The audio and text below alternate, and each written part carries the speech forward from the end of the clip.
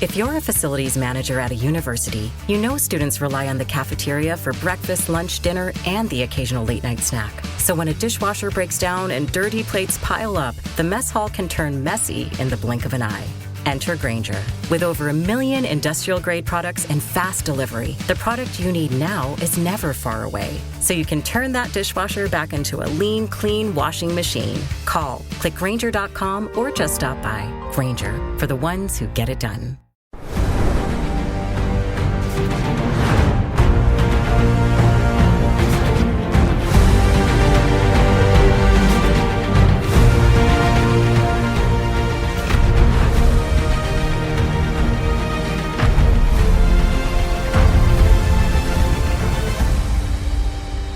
Welcome to IGH Going Rogue. Today is Wednesday, October the 16th, and we're back with our great friend Ron Aledo.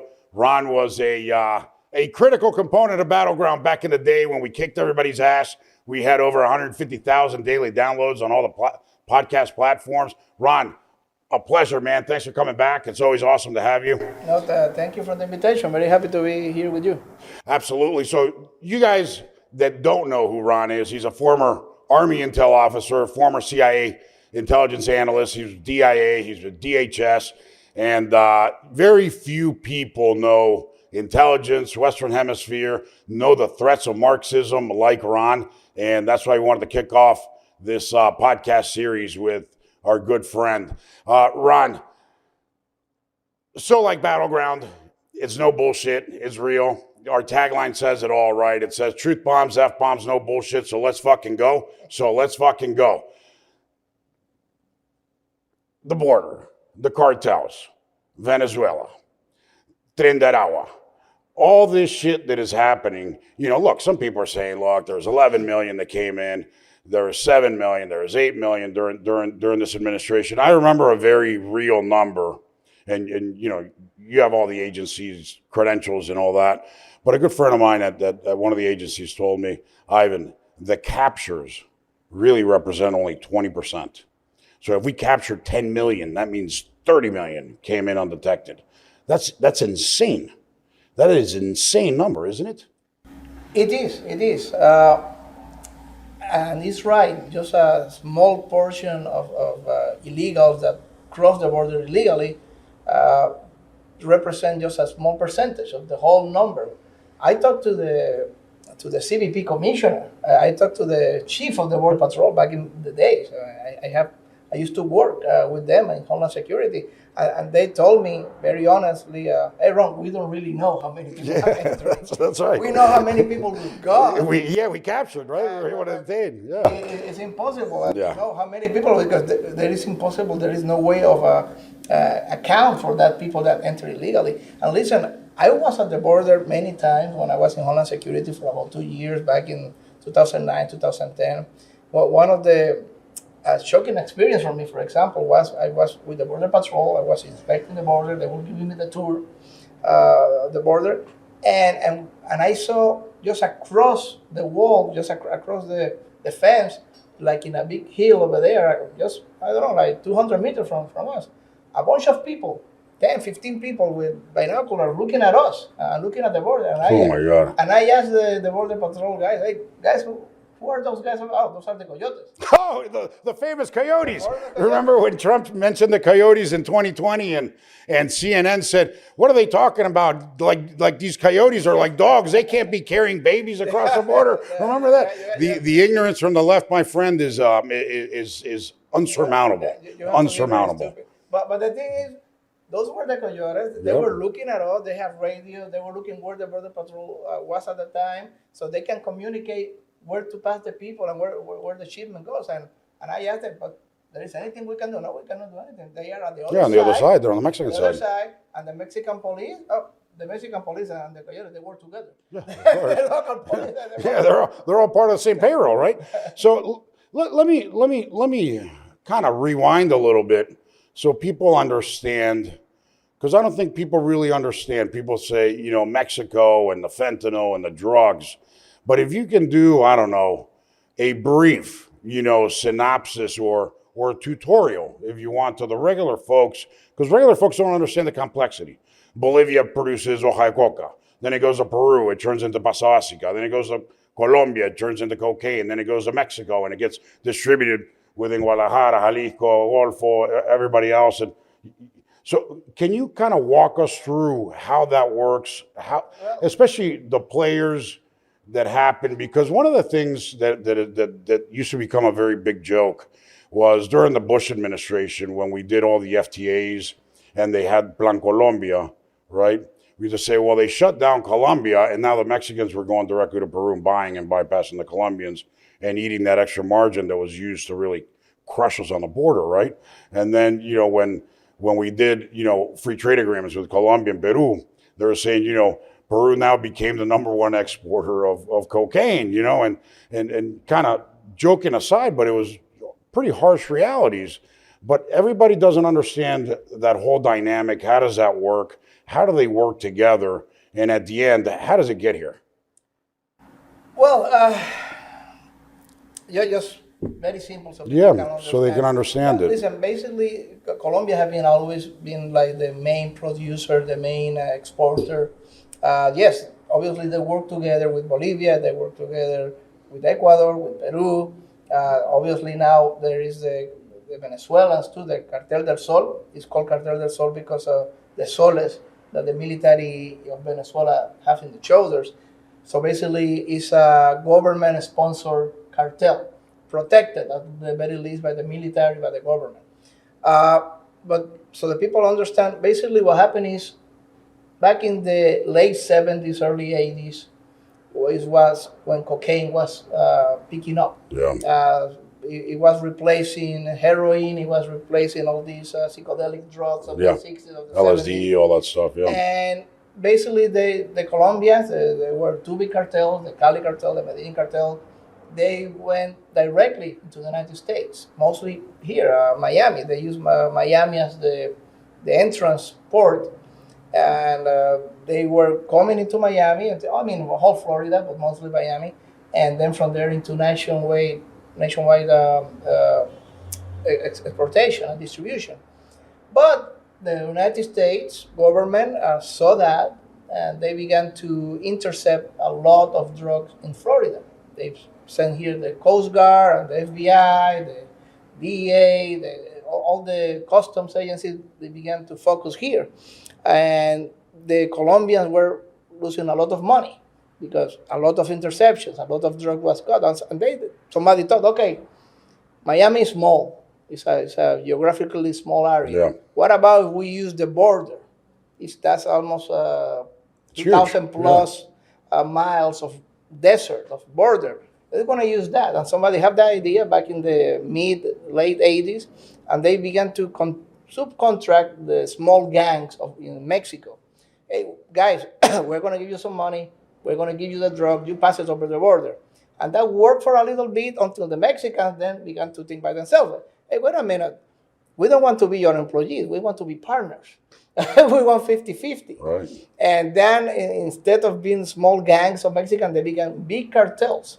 They produce local marijuana and other drugs in the area, but their main job is to take the cocaine that comes from South America, mostly from the Colombia, but also from other places from South America. They take it. Sometimes it goes through Guatemala. Sometimes they go by air, by sea. It reaches Mexico. Then the different cartels distribute among themselves, and each cartel have a different segment of the border. And the Colombians use them, all of them, because, maybe we lost one shipment in Arizona. Let's gonna do one in California, or let's do one in New Mexico, let's do one in Texas, whatever. They use it, the whole border is used. So the Mexican cartel began to become super strong, super powerful, super rich, and obviously they fought among themselves for territory. No, this territory is ours. This part of the border, this 100 miles is ours. Ciudad Juarez is ours. Whatever is ours. So that's the famous war. I was part of the war because I was in a. Yeah, you were there. Mérida. Yeah. That's why I wanted you to tell the story, because it's a no bullshit story. It's coming directly from the source. I was there. I was. And that's when they really consolidate all the power, right? They consolidate the power, but remember, you take one of these cartels. Okay, you take El Chapo out. You take Sinaloa. You hit Sinaloa, then Juarez come out, then Guadalajara, the different cartel, they replace each other. Cartel del Golfo, different cartels, they replace each other. The same happened in Colombia. We have two big cartels back in the 80s, Cali and Medellin. We took them both out. Yep. Then the FARC took over. Then the FARC, not as a main producer, but the FARC took over as the protector. They were doing taxes. They were organizing and protecting all the small traffickers and producers. And everybody who came in and out of the FARC territory back in the 90s, in late 90s, they have to pay a tax to the FARC. Then the FARC went out. I mean, it's supposedly out. Yeah. Doesn't matter. Then the small producer, they were by their own independent, and they still produce as much cocaine more than before, right? Or 30 years ago. It's the same. The only thing is, instead of being centralized into a big cartel, now they have 300 little small cartel, but it's the same. And when they take out one big cartel in Mexico, again, somebody else over. Breaks up, and breaks out, and again, small operation until somebody else come and they unify again. It's going to take 200-300 miles of border under my protection. But that's not the issue. The issue is drugs is one thing. Yep. It's only one thing. Right. These cartels, they are not only passing the drugs, and they are not only passing the fentanyl that comes many times from legal, so-called legal shipments, pharmaceutical legal shipment into Mexico. But in Mexico, corrupt people, businessmen, they take it from the legal pharmaceutical and give it to the drug cartels, or there are fake pharmaceuticals that work for the cartels, and they pass it too. It's also all kind of dangers and all kind of threats can come from that border. Yeah. I mean, if you open the doors of your house, anything can come inside, not only an illegal. We're talking about not only drug trafficker, but human trafficker. We're talking about weapons trafficker. We're talking about terrorists. We're talking about intelligence threat. We're talking about spies, foreign spies. Yep. I look Mexican, I look Hispanic, or whatever, but maybe he's from Bangladesh. Maybe he's from Iran. Maybe he's from whatever. He can be from Al-Qaeda. He can be from Egypt. Oh, I have no passport. I have no. He passes. So that is the issue. When Biden opened the border, and this is a plan. This is not an accident. No. And they're not stupid neither. Okay. No. If you listen to Elon Musk say it very clearly, very recently. Listen, they are not stupid, and they are not negligent. This is a plan. They want to open the border. That's what Biden said before he became president during the campaign in 2020. I'm going to open the border. Everybody will come here, etc., etc.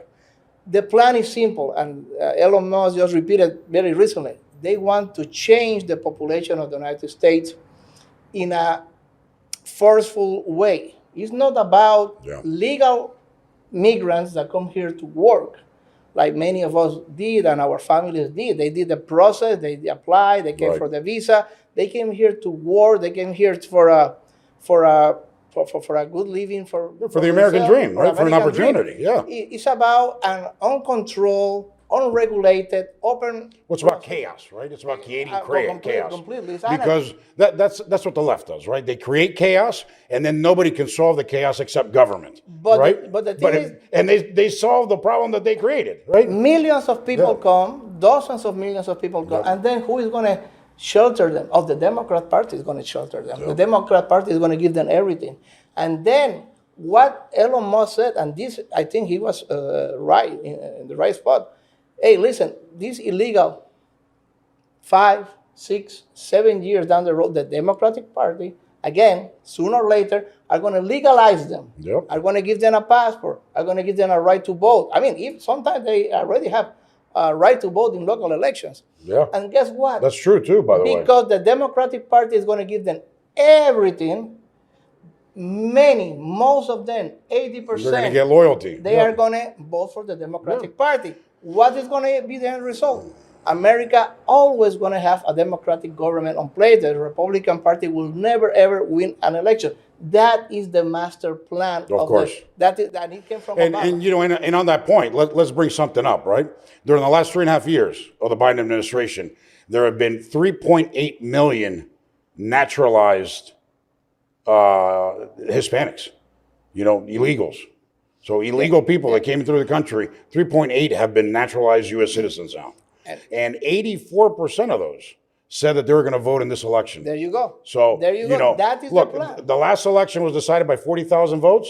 Now we got 3.8 million new votes, right? That's the plan. That's a challenge. I've always said that. It is about hijacking a demographic like they did with the African American, with the black vote. I think the black vote is waking up and they're starting to realize, that they have been suckered into this fantasy land for 60 years. I think Charles Barkley said it great the other day when he said, I've been voting Democrat my entire life, and I've realized, the schools are still a piece of shit. My neighborhoods are a piece of shit. The businesses don't flourish. There's no money in my fucking community. He's like, fuck, what do I have to lose? And I think more and more people start realizing that you're going to see a shift, and you're seeing a shift right now. Look, Barack Obama got 93% of the black vote. Kamala Harris has 71. That's fucking huge. That means 29%, are fucking voting for Trump. Right now, Obama had 71% of the Hispanic vote. Kamala Harris has 54, if you believe that number. I believe it's a lot less. I believe it's probably around 44, but we're going to find out on the exit polls. We're going to see a big reality check, on how many blacks really moved and how many Hispanics really moved. And that's really going to be the deciding factor in a lot of places, because you look at Pennsylvania, Philadelphia, the amount of blacks and Hispanics that you have in Philly, in Atlanta, and so many people, Las Vegas for Nevada, Virginia. Look, in Virginia, 2020, right? Biden won Virginia by a very comfortable margin, right? I think Trump got 35% or something like that. Governor Youngkin ended up winning a year later, exactly 1 year later, in 2021, and he won it because of a 22-point shift in Hispanics. So Hispanics can move the election, and we got Terry McAuliffe and the Hillary Clinton machine out of Virginia forever, and Youngkin got reelected last year. So, those are things that are very important. I think people need to understand the value of the Hispanic vote, that Hispanics come in. And Trump said it, today, actually, right, at a town hall on Fox. He said, and yesterday, actually, at the Chicago Economic Club, right, with the Bloomberg event. He said, I'm not against immigration. I'm against illegal immigration, because the reporter was a big anti-Trump liberal, and he kept on saying, if you stop immigration, all these immigrants are going to generate whatever, trillions of dollars in economic growth. We need that labor. We need the workforce. We need this. And he said, I'm not against immigrants. I'm just against illegal ones. And he said, anybody that comes here to study and gets a college degree, we should give them a visa. Because they're qualified to go get a job. And also the special visa for investors. Right. The special visas for medical doctors, the special visas for scientists. All those are there. And there are also some cases, obviously, and Hispanic knows about that, especially people that came from Cuba, escaping the dictatorship, and people that came escaping the civil war back in the 90s and 80s from El Salvador, and escaping the communist guerrillas in their countries. Yes, that's okay. What the point is that we should have some kind of organization, some kind of criteria, some kind of thinking on who can come, who can produce, not just open the doors wide open for everybody. Because listen, many of these people, we don't know where they even come from. We're not talking about Hispanic. We're talking about people that might come from Nigeria, might come from Pakistan, might come from wherever. I was talking to a guy in San Isidro at the border, right? And what did he say? He said, we have about said anywhere from 50 to 100 people. You grab the remote. We have a technical problem on the air. Grab the remote, Mr. Producer, and press a button. There you go. Thank you. See, that's authenticity right there. So we have they were identifying between 50 and 100 Russians a day coming in through the border. Yeah, and Dude, that's a big fucking number. And the Russians are easy to identify. Yeah. But, you know, what about Al-Qaeda? What about ISIS? What about, you know... I mean, you see an European or Eastern European or North European into the border. Come on, let's be honest. That's going to get the eye of the Border Patrol. So let's talk about that, because I love how I lead you into, right? I lead you into these things, right? So when Chavez was alive, right? His consul general in Damascus, Syria, he was giving Hamas, Hezbollah, right, the Iranian, you know, army, you know, visas to Venezuela. Once they got there, they would give them Venezuelan identities. And these guys were running around all over Latin America, trading and playing with the cartels, doing deals with drugs in order to, you know, gather up. They were playing in that no man's land in Uruguay, Argentina, Paraguay, right? You don't think all those people came in through the border pretending to be Venezuelan, Ecuadorians, Nicaraguans? It's very possible. And again... I mean, seriously. I mean, you're an intelligence guy. I mean, I don't have the exact numbers. Of course, but you don't think that they would? That's their intention? It's very possible. And not only Iranians. I mean, it can be from any organization. It can be from Al-Qaeda. It can be from the Islamic State. It can be from Algeria, from Egypt, from any place. Oh, how do we go into the United States to plan a bomb? How do we go into the United States to plan for a big terrorist act? How do we go into the United States to steal secrets? I mean, the Cuban intelligence. That they are experts in stealing. Saving, you know.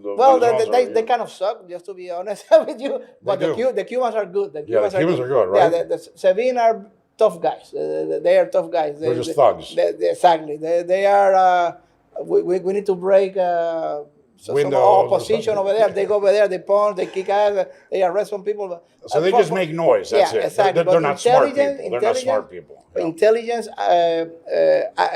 operative, humid, like we call humid collector. The Cubans are the best of the world. And how do you get all these people into the United States? Oh, easy. Let's go to Mexico, then cross the border, and you're in the United States. That's it.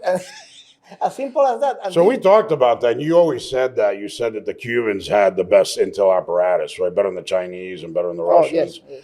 And, you know, and when, you know, shit, me and you go back a long time, right? So when we were talking about a lot of these elections in Latin America, you know, from way the beginning, you kept on saying this is the Cuban intelligence. Yes. This is Cuban intelligence. This is Cuban intelligence, right? Yes. And I'm going to tell you how.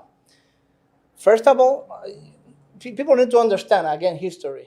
But they don't because they lack intellectual curiosity, Ron. They don't want to read. Yeah, but I'm going to explain it very simple. Listen, back in the 80s, when we all, 70s, 80s, when we have all these guerrillas, I mean, we have Sendero Luminoso, and we have the FARC, and Farabundo Martí, and we have whatever. All these, they were all the same. They were all of the same, and they were coordinated, paid, organized by the Cuban intelligence. Wherever you find a left-wing Marxist, communist guerrilla in Latin America, there were some Cuban intelligence operative with them, organizing them, training them, giving them guidance, coordinating from one country to another country. Once that... And they're still active today, right? The Cuban intelligence. Cuban intelligence is still there, but because they don't have the money of the Soviet Union anymore, they don't have originally the money, and the weapons and everything came from the Soviet Union to Cuba, to Latin America, to all the Hispanic countries.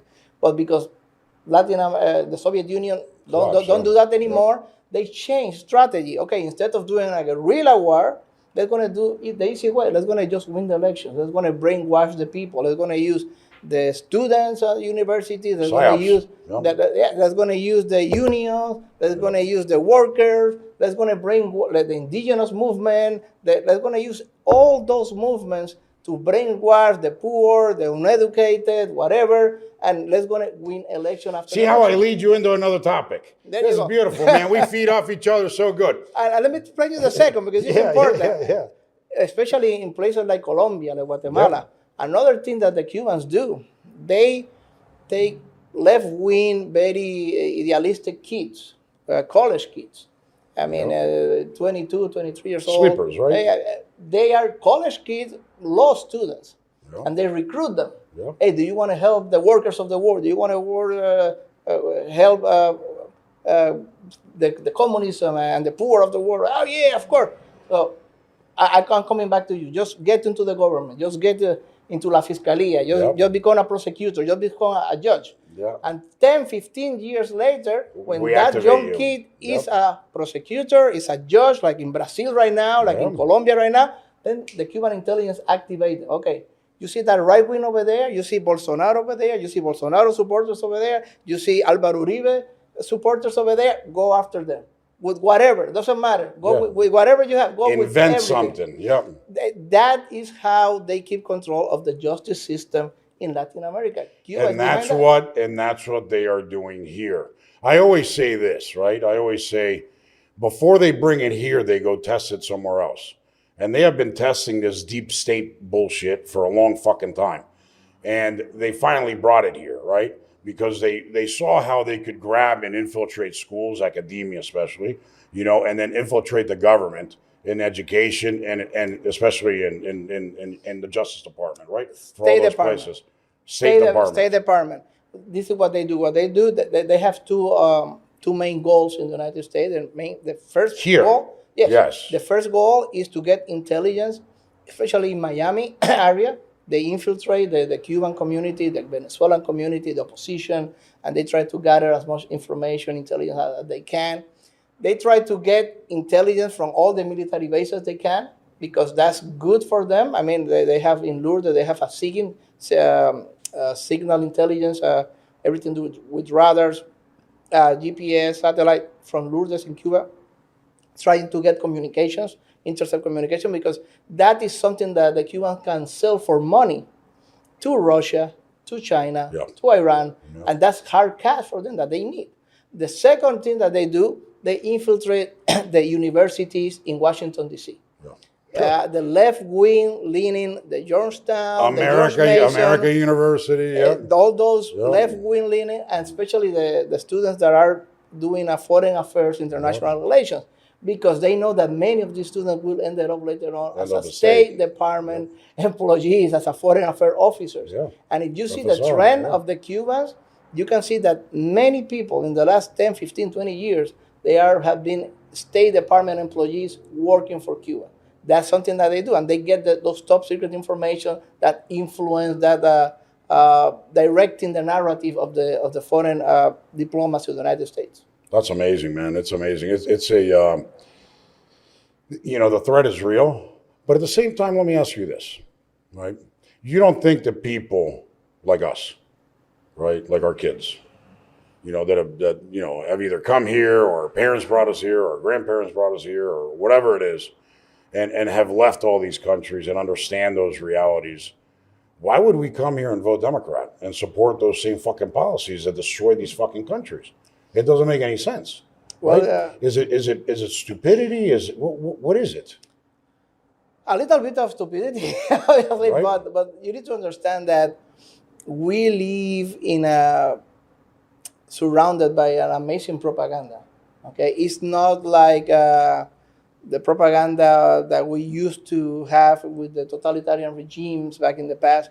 But listen, any kid that is 18, 19, 20 years old today, he has been exposed his whole life to the propaganda brainwashing that came from the educational system, that came from the muñequito, from the cartoons, that came from Hannah Montana, from Disney, from the homosexual, transgender, whatever, trans lesbian, from Hollywood. They come whatever Miley Cyrus tell them, and whatever this Madonna tells them, and the movies, and the Avengers, and whatever, and that they go to college, and they brainwash them. So it's brainwashing after brainwashing, from school to pop music, to Hollywood, to movies, to universities, to all the propaganda that comes from the media. 90%, 85% of the mainstream media is always left-leaning.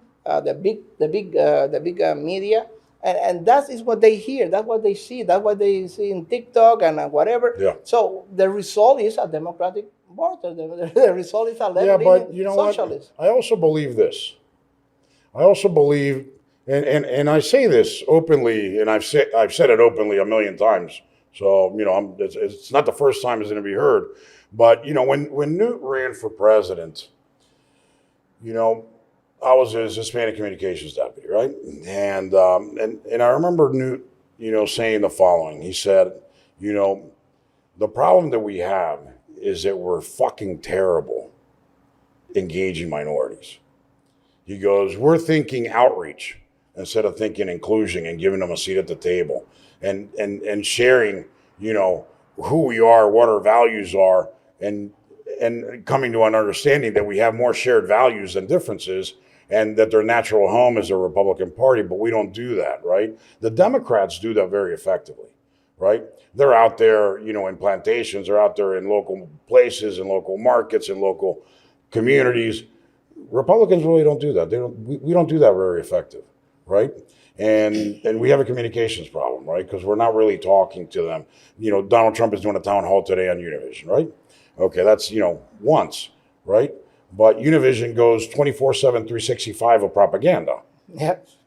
Right? So as soon as the town hall is over, the next 14 days or 20 days, they're going to say how everything that he said was a lie. And that he's a racist, a fascist, he's dangerous, he's, must be taken out, must be destroyed. There's somebody today, that said he had to be shot, and then they say that they're not inciting violence or the 2 assassinations attempts against the president, right? No. So how do we correct that? Because I don't know if you want to even go there, but 2020, you kept on saying the biggest Psyops operation in the history of the world is being run right now on the American people, and people don't even realize it. The biggest was the election of 2020. Listen, Ben Shapiro said something very, very smart a few years ago, immediately after the elections. And what Ben Shapiro said is, and there are many reporters, honest reporters, conservative ones that accepted what Ben Shapiro said, and I truly believe it. The biggest side of operation is on a daily basis, obviously, but it was incredible. It was super big. It was amazingly big, especially for the 2020 election. That it was complete. It was absolute. Let me explain you why. Because they have all the media, all the social media, Twitter at the time, the Facebook and the YouTube, the Google algorithm for searches, everything. It was coordinated. It was coordinated the Democratic Party. It was coordinating the media. It was coordinating. And that was the height of the cancel culture too, right? So you would say anything, and they would cancel it, you say the truth, they cancel you for whatever reason. But they brainwashed the American society, and they even accepted. If you see the Times, Time magazine article, they accepted. They are proud of it. Yeah, they said this is how we did it. Yeah, we brainwashed the American society and the American public. We did it to save democracy. But they accepted. They are proud of lying, of brainwashing, of not giving any room for the individual or independent thought to the people. That you have to believe whatever we tell you to believe. So do you think that's not happening today? It's happening today a little bit less. Because of Twitter. Because we have of Elon Twitter, Musk. and that's why they are so angry. They are furious. I think Elon Musk is going to go down not for spaceships and Teslas, but for giving free speech. I mean, they don't want to lose the control. I mean, Hillary Clinton said it recently, and many Democratic politicians, John Kerry said it recently too. Yeah. They need to control the narrative because they want to fight disinformation, so-called disinformation. Disinformation is everything that the Democratic Party don't agree. I think what they said, or Hillary Clinton said, free speech must be regulated. Yes, something like that. Yeah. Basically, that means censor anyone that goes against the Democratic Party, the left-wing narrative. Yep. If you say something against, I think that a man is a man and a woman is a woman, you should be canceled. That's disinformation. That's false. That's racism. It's bigotry. That's racist, of course. Whatever truth, whatever fact, whatever statistics you come in and you point, but this is what the FBI statistics say about violent crime in America. That's racist. Is that true? 2 and 2, it's 4. That's racist too. You cannot say anything that is factual or a truth or anything that goes against the ideological narrative of the Democratic Party. Well, Newt used to say that, right? Newt said, before you can debate somebody, you have to establish some facts, right? If you say 2 + 2 is 4, and they say, no, it's 18, then you know what? You have no business having any kind of conversation with that person because he's a fucking nut job, right? He's crazy. Or just plain stupid. Yeah, they say, I don't want to hear your truth. Yeah. Oh, but 2 and 2 are 4. No, that's racist. Yep. It's not racist. It's a truth. No, that's racist. That's inhuman. That is that goes against human values and against the sensitivity of many people. That's right. So Ron, you've read so much, right? You're so well read, intellectually, right, academically, and then you've had the opportunity, to consume so much intelligence over your entire career. My question is, so I'm going to walk you into it, right? So cancel culture is virtually dead, right? It's not what it was at its height in 2022, where they were sending the FBI, everybody over your house, your office, whatever. That's kind of died down with Elon Musk and Twitter taking over, and he's given a breather. Yeah, and it's also impacted a lot of companies and their brands and their revenues and valuations and all that. Wokeness. Is that here to stay, or is it also on its deathbed? No, it's going to stay. Yeah. You think so? Yes, I mean, if Kamala Harris wins, we're screwed. Yeah. But if Trump wins, you don't think woke dies? At least in a big segment of the population. You need to understand something. A big segment of the population, I don't want to be pessimistic about it, but I have to be realistic about it. A big segment of the population is lost, okay? Yeah. Is lost, okay? We still have these, let's call it safe havens for truth and tradition and Christian values. When we move away from the big cities, when we go to the rural area, when we go to some areas that haven't been touched, not that much, and where people still have some hierarchy of values. But there are so much people, millions of people that take anything that this MSNBC, like the gospel. There are millions of people that take all this propaganda, that take all this whatever nonsense they read from their Hollywood star, and whatever nonsense they see from, Madonna said, whatever. It has to be true. That people is lost. That people will ever. Can we? And then the worst part is that they make it an institution because they take political power, and then make it selling a truth. A truth become that's a hate crime. Yeah. But it's not a hate crime. It's a fact. No, that's a hate crime. You cannot mention that. They use the government power, the law enforcement power to make in the institution the lies, the propaganda, the brainwashing. So that is why it will never go away. It will become a lot worse. Obviously, if Kamala Harris wins, that will be a complete disaster. Yeah. But obviously it will reduce because Trump will at least protect the institution, the use of the Department of Justice and the Department of Education to promote this wokeness. But I think some of it is going to stay. And remember, this doesn't come from 2020. This comes from the 60s. This comes from the 68 cultural revolution that took over all the institution, the education, and the popular culture of the Western civilization. That cultural revolution of 68 have been working now for over 50 years to brainwash not only America, but all the Western civilization. Yeah, that's why I always tell people, you can't think of this problem as a local problem. This is a very well global operation that's very well organized and very well financed as well, right? I mean, it's like you said, it didn't just show up in 2020. They've been working. It have been many years of preparation, of brainwashing. The big explosion of it came with the revolution of the 60s. Herbert Marcuse, who was a German writer, member of the famous Frankfurt School. Remember, all these were communist guys. They were kicked out of Germany. They came here. They came to the United States. And their theories of how to subvert the society, Marcuse wrote Eros and Civilization. It was the Bible of the hippie movement on the 60s. And he had to turn around the whole culture of the West. what traditional family is, what traditional values is, what make us proud, what makes us proud of our history is not anymore the Washington Day. Now is the Native Days, indigenous people. Everything has to be subverted.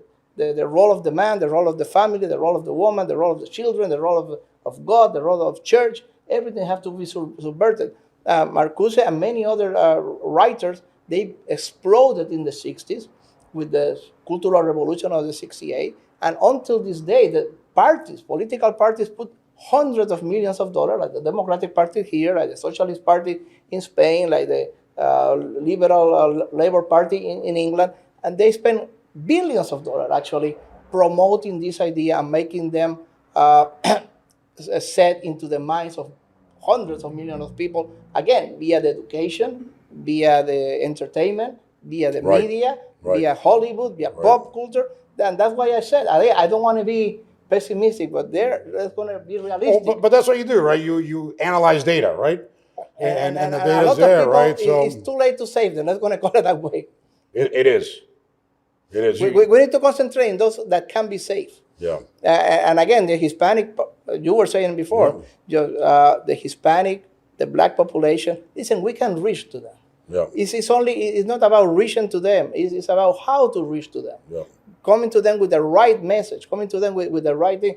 Listen, you go to a black neighborhood, they don't really care about saving the whatever. The environment. The environment. Or the spotted owl or whatever. Yeah. Or whatever, saving the dolphins or the polar bears. They don't care about the polar bear right now. I mean, they care about their communities being trashed out by high crime, unemployment, by poverty. So, hey, listen, and they have churches.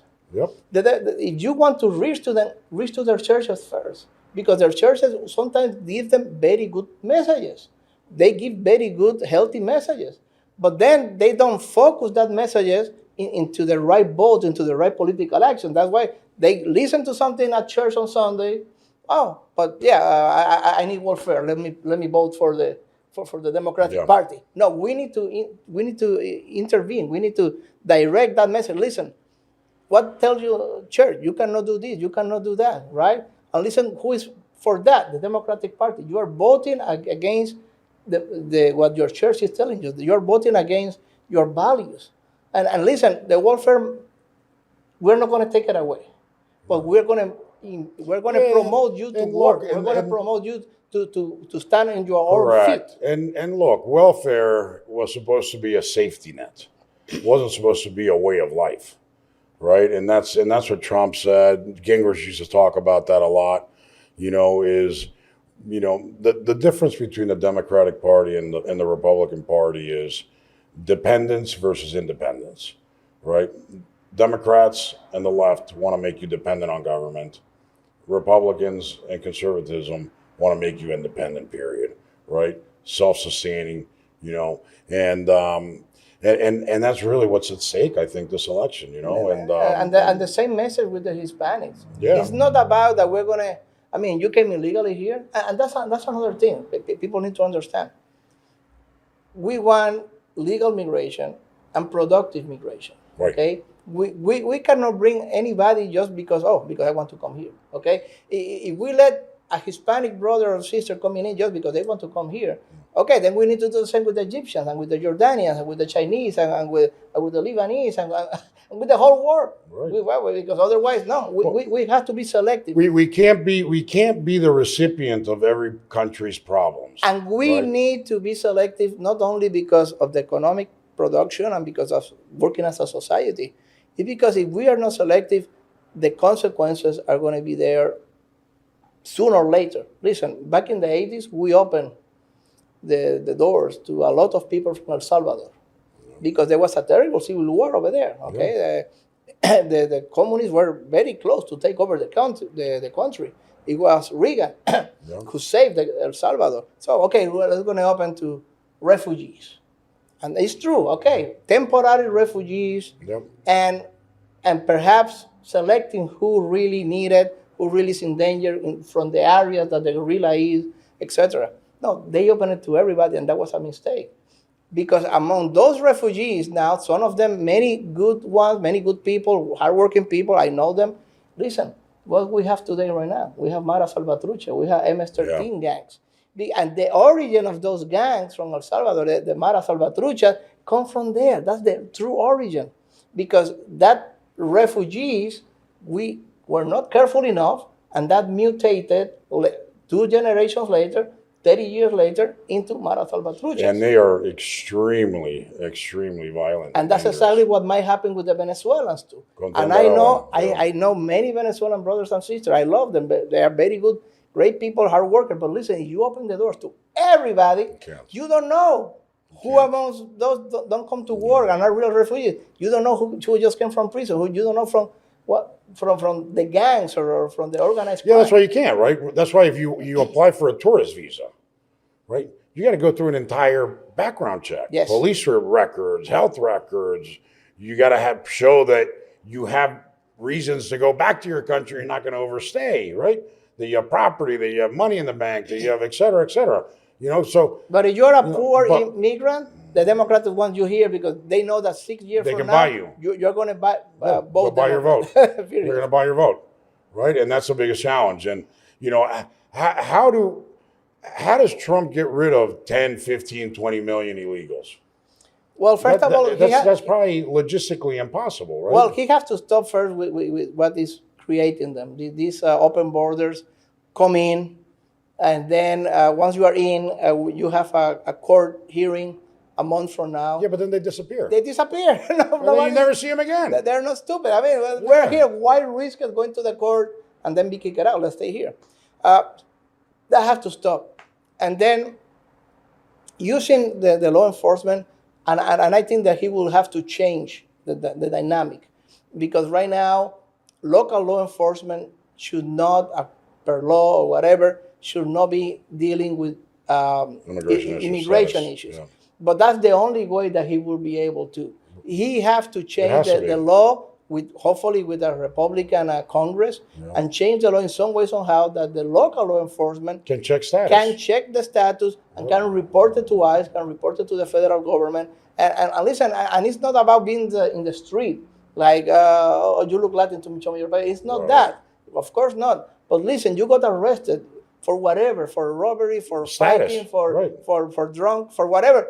Show me your status. Okay, we arrested this guy for they stole whatever. They went to a gas station. Hey, they don't have paper. They're not here legal. Call ICE. Yeah. And the ICE will take care of it. Yeah. That is what it should happen. That's what should happen. Excellent. So another question, to wrap up, because I know you're probably getting tired. No, it's okay.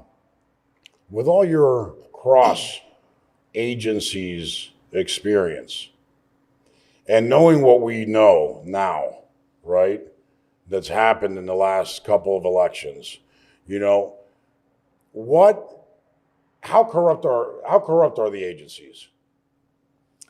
How corrupt are they? Is the CIA corrupt, as everybody says? Is DIA? Is the FBI? Who else? Who needs to be gutted? Who needs to be cleaned? And then at the end, I want you to save this towards the end, is the Office of Net Assessment, because I know you're DOD and had DIA there. Yes. And if you don't want to touch net assessment, I understand. No, I understand. Okay. Let me put it that way. Okay.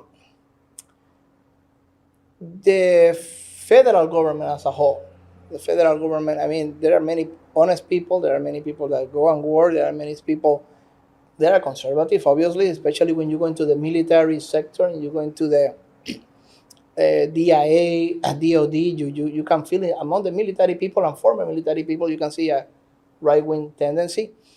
The thing is, many of the federal workers, a huge amount, I'm not talking about the intelligence, the FBI, whatever, they come from from the segment of the population that fit usually the left-leaning liberal in the United States. Yep. They come from the big cities. They come from big universities. Yep. They are usually highly educated from the coast, And guess what? If they go over there, there is a big chance, there is a 70% chance that they are left-leaning. And when they come into work, let me apply for the FBI Academy. Let me apply for the Foreign Service in the State Department. Yeah, the FSOs, Let me apply for that. Yep. They're coming with that ideology from home. They haven't exercised themselves from Madonna and from Hollywood, and they haven't exercised from all the stuff they learn in their colleges and the stuff. Yeah. And they bring that into the federal service. Now, I'm not saying at all that most of the federal service or the agencies, they act in a political way. Some do. Some they try to. Peter Strzok. I mean, come on. Of course, they tried. First of all, and by the way, he was going to the Pentagon and meeting with the Office of Debt Assessment too, yes, right? Yeah. So. No, listen. He was a counterintelligence guy at the FBI, but listen, he was left-leaning. He was Democrat Party, like most people. Listen, how many people voted in Washington D.C. and Northern Virginia against Trump? Like 90% in Washington D.C. Like 80%. Yeah, look, I I grew up in Maryland, and that's the people who worked at the agencies. Yeah, of course. And we used to call it the People's Republic of Maryland, right? Because it goes 76% Democrat. Yeah. And most people, what I saw is that most people, they are neutral. They do their job in a neutral, but there are activists inside. And if those activists are really hot activists, hot heads, at the low level, they will try to sabotage.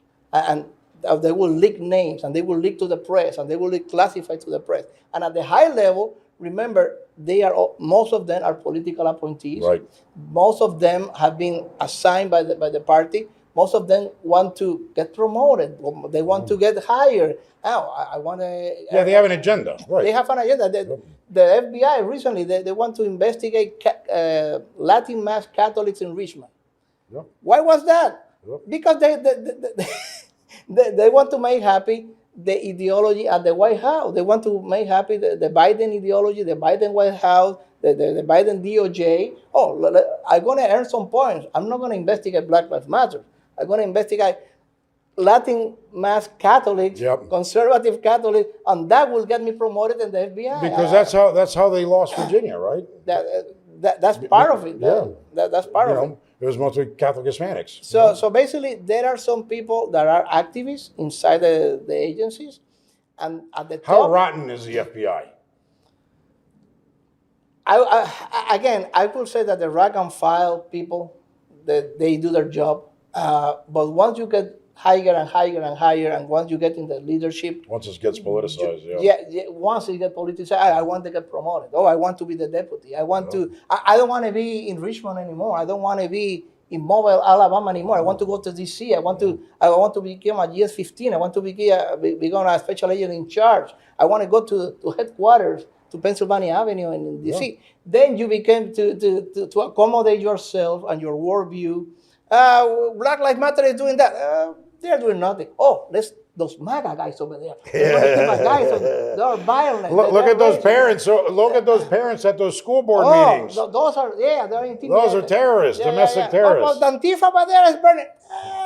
They're just kids, leave it alone. They're going to keep us those. That's the way that you get promoted. That's the way that you get hired, and it's true. So how do you clean that bullshit?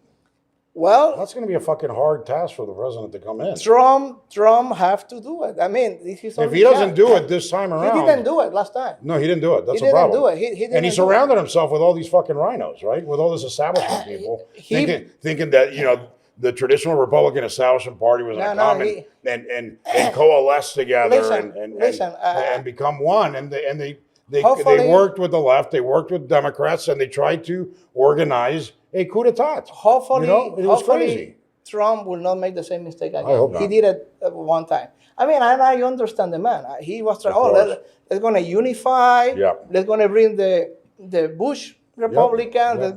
Let's going to bring people from the Bush environment into home. Let's going to try to unify the party. Blah blah blah blah. Let's going to. But listen, they stabbed him on the back again and again and again. And they did that to him. The Paul idiot. Ryan. Look at Paul Ryan. I mean, Jesus. Paul Ryan. The Mitt Romney is okay. I mean, the military guy, the lieutenant colonel who was at the White House. I forgot his name. He was active duty. He was a lieutenant colonel, but he was a Democrat, left-wing leaning, whatever. Are you talking about Miley? No, he was at the White House. That was another idiot. But this guy is the one who leaked the phone call that he did with the president of Ukraine. And now he's not in the military anymore. What's he? He's a Democratic Party activist. Yep. Yeah. So I know who you're talking about. Yeah. He's one of the lead witnesses in the Ukraine impeachment trial. Yeah. Trump cannot trust any of those guys. No. He doesn't. Everybody that is a political appointee, not only the number one, number two, number three. Number one to number 200. You are a political appointee, you get the hell out of here. And that's one of the things that I heard, right? That he had, I don't know, let's say 7,000 appointees. And since he didn't have a list of people, he just kept all the Obama holdovers. What he needs to do is, first day, you're out. You're out. All of them go home. I am not inventing this. Just look at what this the former FBI director did. Mueller. Mueller, not Mueller. No, not Mueller. The guy who. Yeah, Comey. Yes, Comey. Yep. He was the number one snake. He was the number one Judas. He was the number one backstabber. Oh, yes, President, I'm with you. Yeah, the first day. Immediately from the first day, he was working to kick him out. He was working to set up the National Security Advisor. He sent agents over there just to set him up. Yep. I mean, from the first day, he was working actively, 100% to take him out. To stop. That's why I said, they coordinated, they colluded, and they conspired. Really, and like Comey, hundreds of more. Of course, but that was a coup d'état. That's what it was. It was an attempt to remove a duly elected sitting president of the United States with lies, with false charges, with fake impeachments and all that bullshit. And since they couldn't do it, Ron, sorry, they fucking did 2020. Everyone said, you know what, fuck everybody it. Together. Everybody together, let's just fucking, the media, let's just do it. Twitter, fuck it. Facebook, YouTube, Google. All of it. Shut it all down. Hollywood, everybody together. It was the biggest brainwashing Psyops operation ever carried in the history of humanity. It was the 2020 election. And they did it in the United States. They did it, the biggest Psyops operation, and they are proud of it. Yeah, no, but I feel sad about it. I mean, that's a very sad fact. It was almost at the level, and I'm not joking, the intensity and the universal, it was so universal, it was almost like North Korea. I mean, they use COVID, they use all the algorithm, they use all social media, they begin to censor, they begin everything just with one idea. All the media. You think anybody goes to prison for that? No.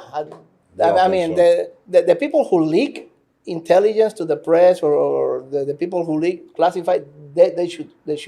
Yeah. But we were using our First Amendment. They misuse their power. They misuse their authority. But not that. But what they really tried to do was they tried to organize a coup on a sitting president.